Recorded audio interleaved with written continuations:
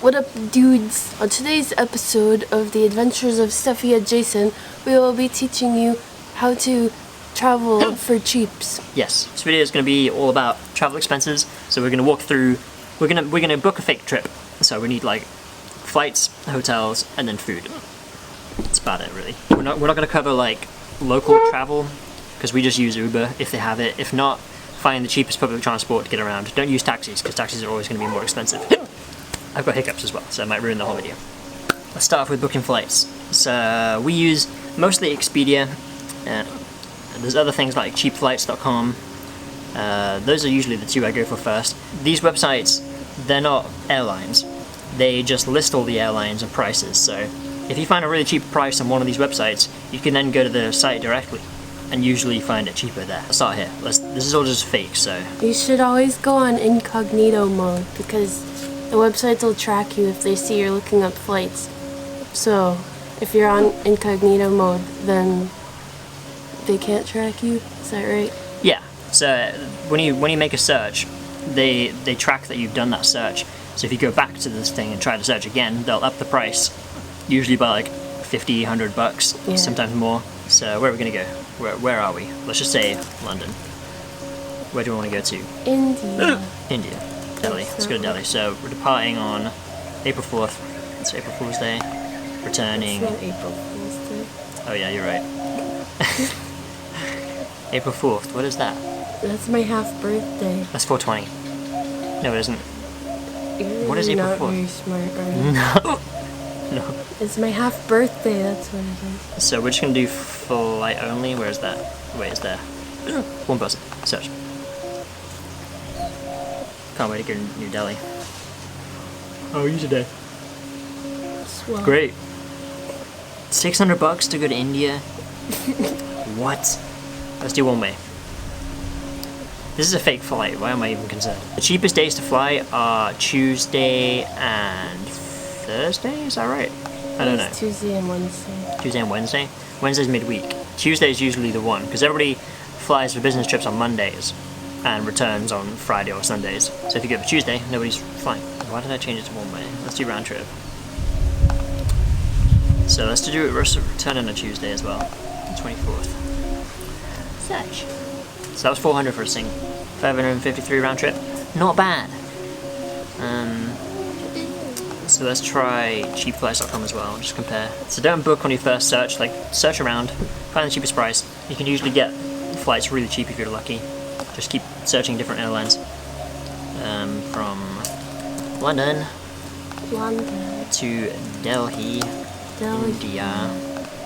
Delhi. Round trip. I'm stressed and we're not even flying anywhere. Okay. Alright, 522. Still searching. This is with Atlantia, who's this, the same company. Ah, cool, this is a good example. Here you go. So on Expedia, same airline. Is it the same flight? It is the same flight. 725. 725. Same flight, same airline, different websites, different prices. So Expedia is 553 round trip. Cheap flights is 522. So you'd go with that one. Or Hooray. keep looking. Or keep looking, yeah. I usually look for like 20 years before I book a flight, just to make sure I pick the cheapest one. Yeah. So once you've done that, you got your flight. Cool. So you fly into the place.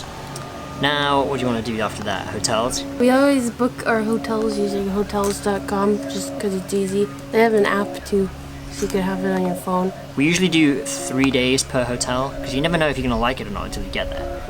So Yeah. instead of booking yourself in for 20 days and not liking it, book for a couple days and then if you like it, extend the stay. And hotels.com gives you a free night for every 10 nights, so that's also helpful. Yeah, so the slider on the left, you can take it down to whatever price you want to do.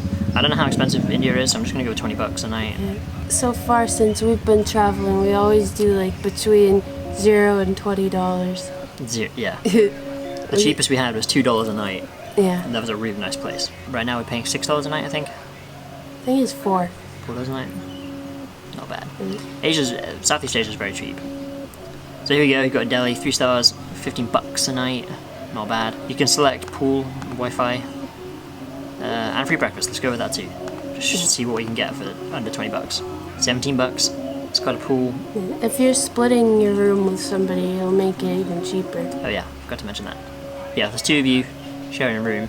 It makes it half the price. $13. That's the cheapest one, so we picked that. Cool, so we got our room, check in to boop, it's boopity boop. Yeah, so the hotel just gives you pictures, very standard. What do we look for when we're looking for rooms? I look for good reviews on TripAdvisor. Make sure that the hotel's not a piece of Yeah, usually the reviews will say how good the internet is. For us, we need good enough Wi-Fi to upload stuff, so I look for that. You can also see where it is. Like, it'll have a map and it'll show you if it's in the center of the city or not. It's usually better to be in the center because then you can walk to places instead of wasting money on being driven. I don't know anything about India, so I don't know where. Okay, so there's the city center. It looks like. So this place is outside the city center.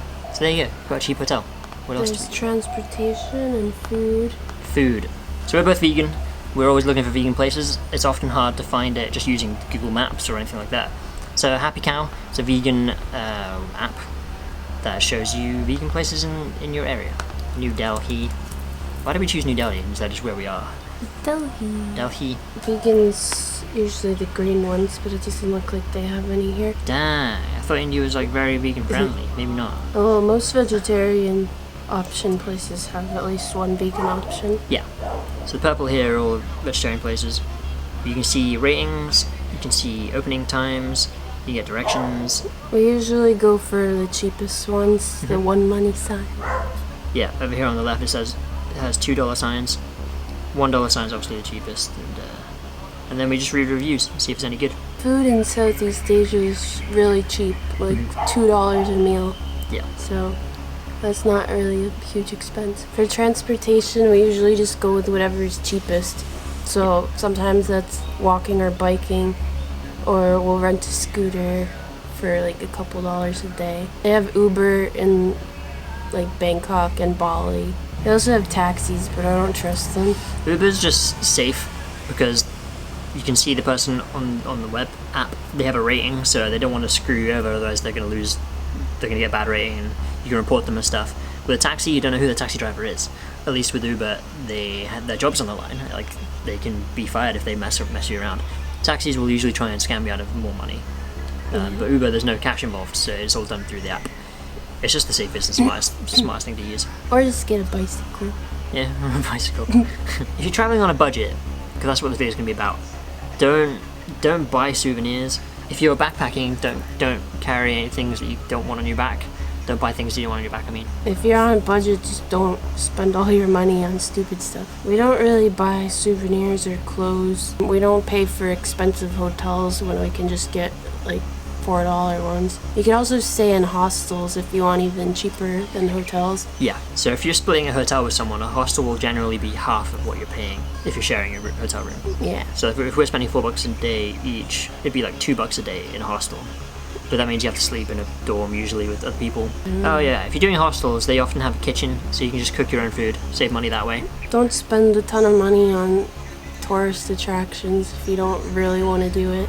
Oh yeah, don't go on tours. Tours are being advertised everywhere. They're like a tourist trap. You spend way too much money. They give you food, they give you transport, and then they take you somewhere like on a hike or to see like leopards. But it's all something you can do yourself. Yeah. Just Google what you want to do, figure out the stuff about it, and then go do it.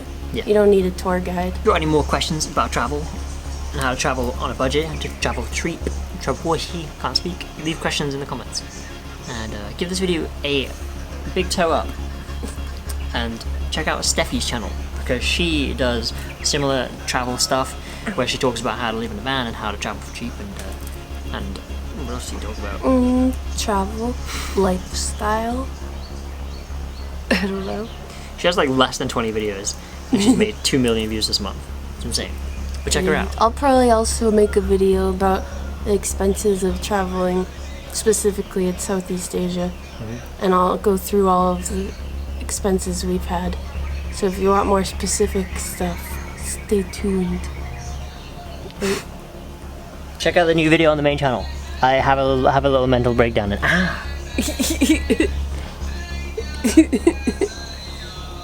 I want food. I want gado gado. Or sunset or just I want some discount gado gado. food or sunset? Discount gado